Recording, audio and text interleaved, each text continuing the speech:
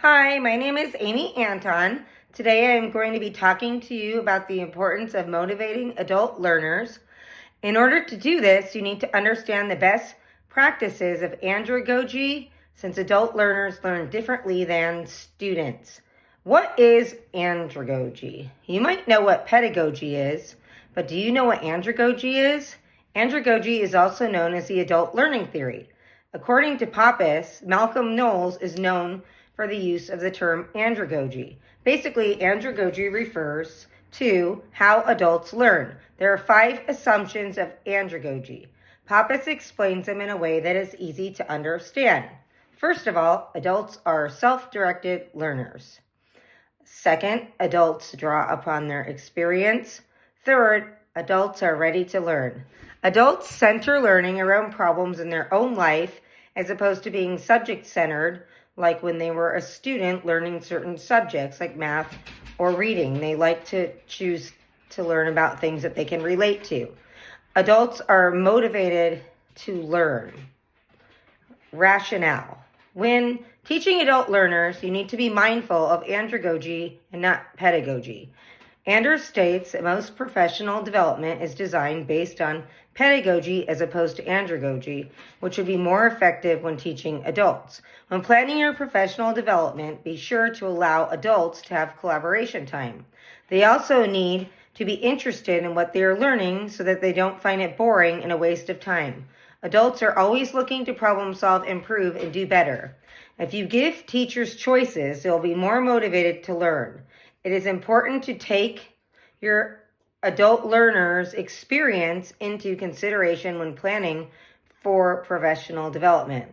Your professional development will be more successful if you remember that you are teaching adults and not students, so you need to remember to teach to adults and not teach like you are teaching to children. Best practices for effective presenting to adult learners and keeping them engaged. According to Aguilar, when teaching adults, you need to remember that you are teaching adults and not children and treat them that way. Here are some best practices when teaching adults. Plan for your PD and prepare just as you would for your students, allowing for collaboration time and choices since adults don't like being told what to do. And make sure you have your objectives for the lesson of the PD in mind. Keep it simple so that it is not overwhelming and the learners can walk away learning something new that day. Be sure to start and end on time. Respect people's time. Be sure to fit in a morning break, lunch, and a PM break into your day. Make it happy and inviting with snacks and music. Also, don't forget to send out a feedback survey at the end of the session on what worked and what didn't. Also, include what they learned, what they want to know more about, and if they have any questions. Make sure you respect the experience in the room and be a facilitator. Nobody wants to be talked to like they don't matter. Everybody in the room knows something, from new teachers to experienced teachers, so make sure to take that into consideration when planning your professional development day. Cultural, ethnic, and gender biases. When planning for your PD day, you have to be aware of cultural, ethnic, and gender biases. Make everybody feel welcome and present to everybody in the room. Be sure to know your audience and the demographics of the adults and the students in the community. Make everybody feel included. You should have activities representing all cultures.